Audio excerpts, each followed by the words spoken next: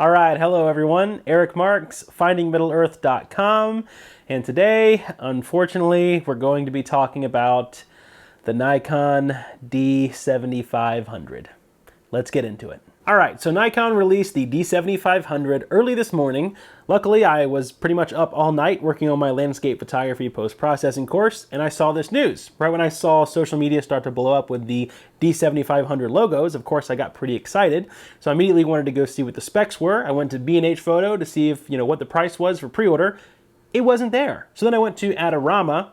It wasn't there either. Nikon decided to release this camera on Passover, during Passover. That's when B&H and Adorama and a lot of other stores are closed. So they're already releasing this camera and losing momentum.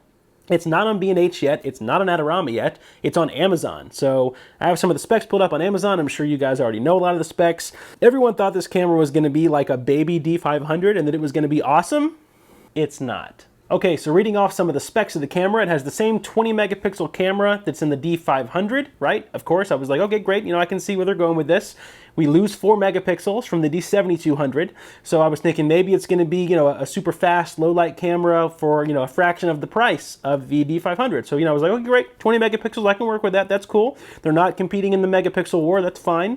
And then, as I start reading and getting further down, 51-point autofocus system, same as the D7200, but it is a tweaked system, so it is faster. It's going to be pretty snappy.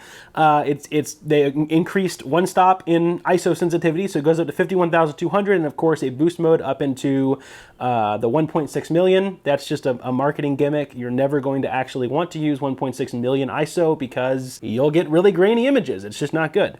And then they have 4K video. So 4K video is nice. Sure, that's just kind of keeping up with the times. And it has one SD card slot. One. And then there's just, other than that, there's nothing special. There's just nothing special. But it has a touch screen. It has a touch screen. Cool. D500 has that too. And so as I was reading this, I was getting more and more disappointed. But I'm not going to lie. I was like, okay, well, maybe it's going to come in at $999, and then the D7200 will move into like maybe $699, $799 territory, and it'll be the best of both worlds, right? Because we'll have the D7500 at like $1,000, and then the D7200 will be made readily available for much cheaper, and maybe a lot of people will go that route. And that probably would have been the smart way to go for Nikon, because then they would have liquidated a lot of the old D7200s, and they would have probably sold a lot more 7500s had it been $1,000. It's $1,250. I don't know what Nikon was thinking. They released a statement earlier this year, an extraordinary losses statement, basically saying that Nikon's camera department is bleeding money. And so they said, don't worry, we're restructuring our business, we're gonna swing back hard, and you guys are gonna have faith in us again because we really do care. Do you really care? So with the Nikon D500 at $1,999, and now this weird camera at $1,250, why not just buy a used D500 for like $1,400 or $1,500? That's what everyone is asking right now. Of course, when I formed my opinion on this, I went over all the forums and photography sites, and I wanted to see if people were agreeing with what I thought, and it seems like everyone's on the same page.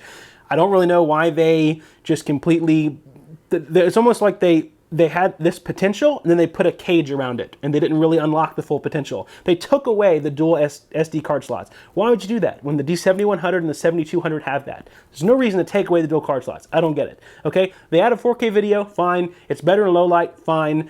It doesn't even have the same amount of focus points as the D500.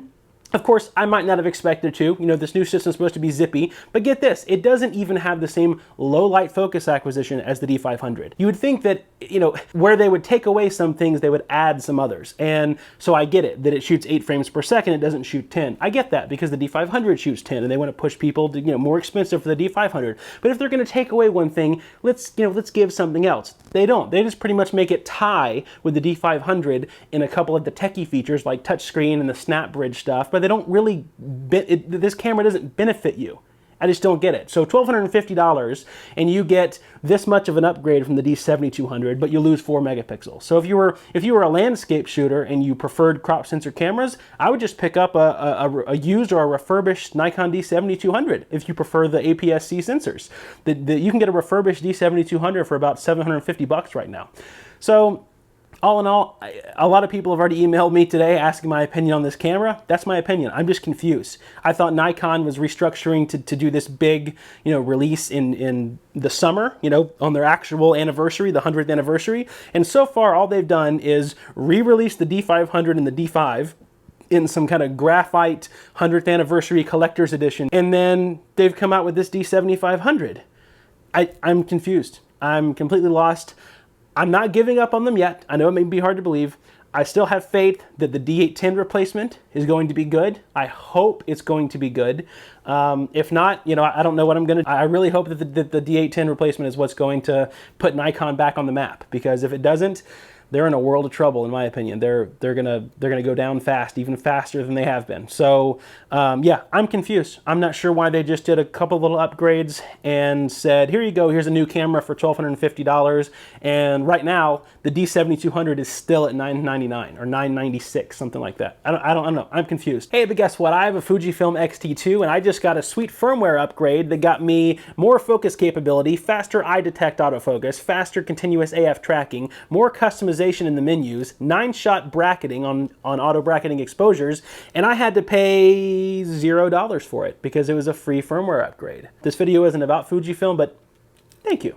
In conclusion, unless Nikon left out some missing spec on the spec sheet list, like, hey, this camera gets up every morning and makes you breakfast, I'm not interested in buying it. I don't know who's gonna buy it. Actually, I do know who's gonna buy it. What was that? Nikon just came out with a new camera? It's new? It's brand new? Like it just came, add to cart. Oh, and to put the cherry on top, it doesn't even work with the old Nikon AIS lenses anymore. So if you have those old beautiful lenses, the beautiful primes, they don't work. They work with the 7100, 7200, the 7000. They don't work with the D7500 anymore. So, okay, but on a serious note, to end this video, my actual heartfelt advice to you guys is that you really look, if you were actually interested in this camera, look for a used Nikon D500, because you're only going to pay a few $100 more for it than the D7500, and you're going to get loads more of a camera, because the D500 is fantastic. Or get even a brand new D7200 or a refurbished D7200. Both of those are going to be around $750 or $999, depending if you go new or refurbished. And I've owned the D7200, and it's a fantastic camera as well. It really is. It's a great camera. And so before I end, I want to say something.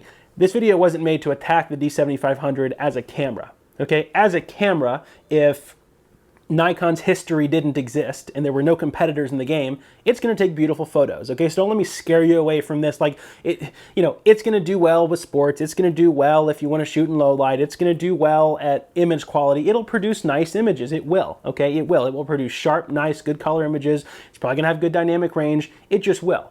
But based on the price for what you get, and considering the fact that there's still a 7200 and a D500 in the game, it's just not worth it to buy for me. I'm not going to speak for you, just giving you my opinion. I hope this helps you guys. I hope Nikon does something better in the summer so that we can see a D810 replacement finally come to life, and hopefully it's going to be good. Hopefully it's not just going to be a Sony A7 Mark II or an A7R Mark II just dropped into a D850 body. Hopefully they're going to do something good to impress us, because right now I'm still not impressed, Nikon. Come on, show us something good here. So if you guys have any questions about this, any questions about anything in general, leave them in the comments. Thank you guys so much for watching my videos, and I'll see you in the next one. If you would like to stay up to date on all of my latest photography videos and adventures, click the big subscribe button below. And if you would like to find out more about me and how to become a great photographer, visit my website at findingmiddleearth.com.